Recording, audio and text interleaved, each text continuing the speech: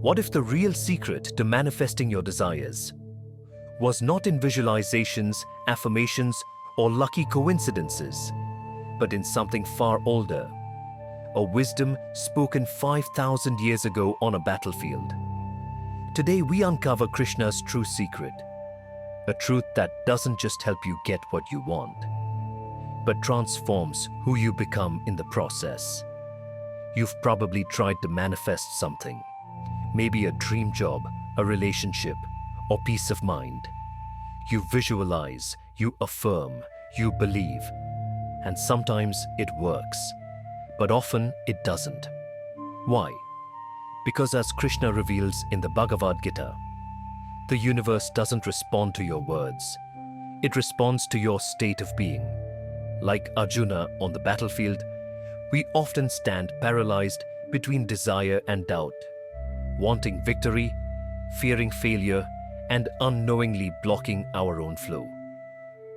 So today, we'll go beyond the surface of manifestation, into the timeless truth Krishna taught, how to act with purpose, surrender the result, and still manifest a life far greater than your imagination. Let's be honest. Manifestation often feels like a game of spiritual roulette. You think positively, repeat affirmations, and yet nothing moves. The reason? Because most modern methods focus only on the outer layer of the mind, the thoughts. But Krishna's wisdom begins in the inner stillness beneath the thoughts.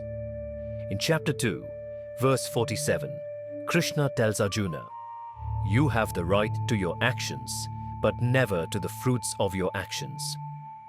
At first, it sounds discouraging, but this is the hidden key.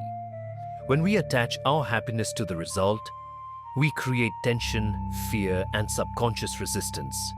That very attachment becomes the barrier to manifestation. So when Krishna says, "Do your duty without attachment," he's not asking us to stop desiring.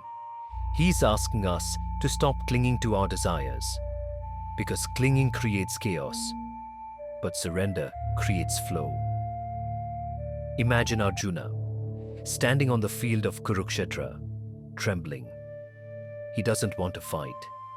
He's overwhelmed by what the outcome might bring.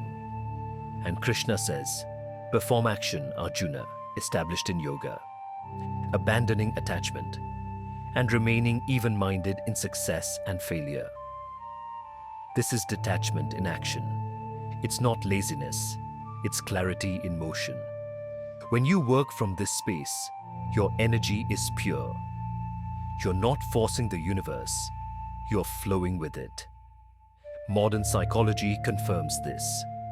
When you release attachment to outcomes, your brain shifts from stress-driven survival circuits to creative flow states.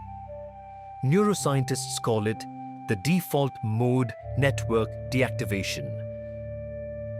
The moment your ego steps aside, your intuition steps forward. So the next time you take action toward a goal, don't do it with clenched fists. Do it with open palms. Because manifestation isn't about control. It's about co-creation. Now here's the secret most miss. It's not about manifesting anything you want. It's about manifesting what's truly yours.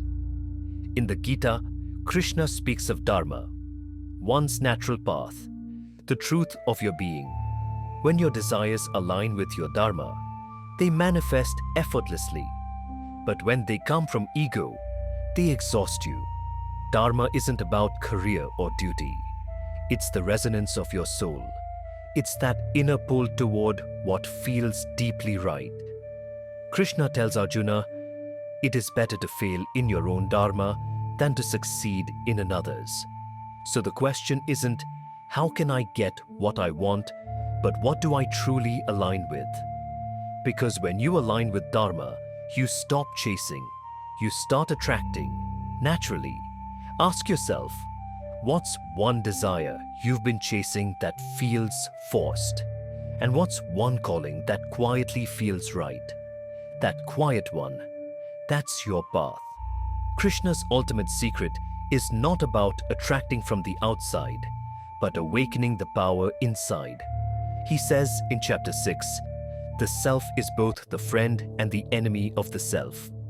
Meaning, when your mind is restless, you manifest confusion. When your mind is still, you manifest clarity. Modern science echoes this. Studies in mindfulness show that a calm, coherent brain produces synchronized neural patterns, the same state in which creative insights and synchronicities arise. So true manifestation isn't about asking the universe for more. It's about realizing you are already connected to the source of everything. When the wave remembers it's part of the ocean, it stops struggling to reach the sea. That is Krishna's secret. You don't manifest by getting, you manifest by becoming. Let's make this practical. Here's how you can integrate Krishna's wisdom into your daily manifestation. Step 1. Set an intention from clarity, not craving. Sit quietly and ask, does this desire come from my ego or from my essence? Write down your intention, not as a demand, but as a direction. Example, may I serve through my creativity. Not, I want 1 million views. Step 2. Act with dedication, not desperation. Krishna calls this karma yoga, selfless action. Give your full energy to what you do, but don't tie your worth to the result. It's like planting a seed. You water it, but you don't tug at it every day to see if it grew. Step 3. Release through breathwork. 4-7-8 method. Inhale for 4, hold for 7, exhale for 8, 7, exhale for 8. With each exhale, release your attachment to outcome. Let your nervous system know, I am safe even without control. Step 4. Reflect through Dharma. Journaling.